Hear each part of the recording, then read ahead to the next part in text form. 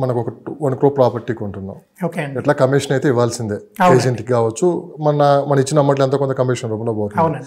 దానికన్నా ముందే ఒక మంచి ఎక్స్పర్ట్కి, అంటే మీలాంటి వాళ్ళు ఒక ఎక్స్పర్ట్ని పిలిచి కూర్చోబెట్టి మాట్లాడుకొని ఓ 10,000 రూపాయలు ఖర్చు అయినా పర్లేదు, ఎగ్జాక్ట్లీ మీలాంటి వాళ్ళు కూర్చోబెట్టుకుని డాక్యుమెంట్ వెరిఫికేషన్ చేసుకుని ప్రాపర్టీ తీసుకోవచ్చా లేదా అని ఒక 10,000 రూపాయలు ఖర్చు పెట్టి ఒక ప్రాపర్టీ కొంటూ ఎంతవరకు కరెక్ట్ అని మీరు బాగా? అది 100% కరెక్ట్ సార్ లక్ష్మణ్ గారు. ఎందుకంటే సార్ ఇప్పుడు నిజంగానే మీరు అన్నట్లు ఏంటంటే ఒక పెద్ద ప్రాపర్టీ కొనేటప్పుడు ఏంటంటే ఆ ప్రాపర్టీ నాకు ఎంత తక్కువకు వస్తుంది అని ఎక్కువ ఆలోచించే వాళ్ళే ఉన్నారండి ఇన్వెస్టర్స్. అవును. కానీ అది ఎంత లీగల్గా ఉంది, నిజంగానే రేపు తీసుకుంటే నాకు ఏమైనా ప్రాబ్లమ్స్ వస్తాయా లేదా అనేది చాలా తక్కువ మంది ఆలోచిస్తారండి.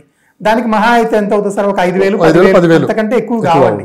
ఎందుకంటే నేను లీగల్ ఎక్స్పర్ట్ కాదు. నేనేం చేస్తాను, ఒక డాక్యుమెంట్ తీసుకెళ్ళి ఒక లీగల్ ఒపీనియన్ తీసుకుంటాను, ఒక లాయర్ దగ్గరికి వెళ్ళి అతనికి డాక్యుమెంట్స్ అన్ని తనకు కావాల్సినవన్నీ కూడా ఇచ్చేస్తే తను దీని ప్రోస్ ఏంటి కాన్స్ ఏంటి రెండు చెప్తాడు తను.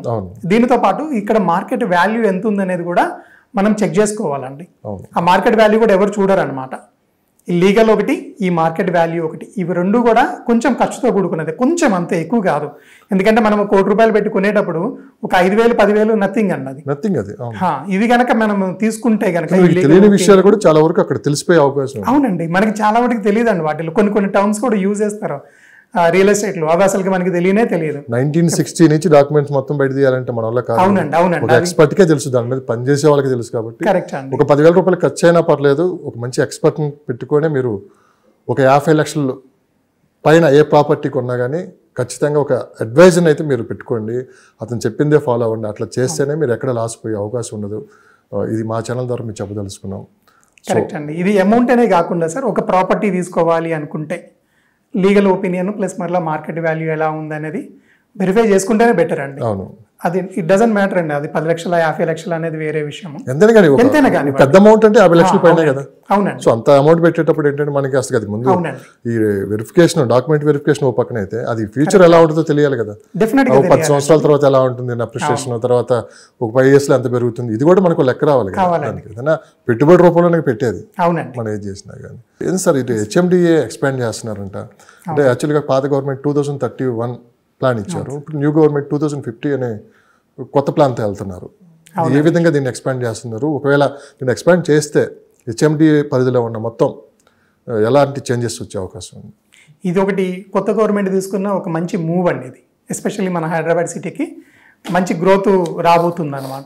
ఇంతకుముందు 2031 HMDA మాస్టర్ ప్లాన్ ఉండేది. దాన్ని ఏంటంటే ఇప్పుడు దాన్ని ఎక్స్పాన్షన్ చేయాలి అని ఒక ప్రపోజల్ తీసుకొని వచ్చారు.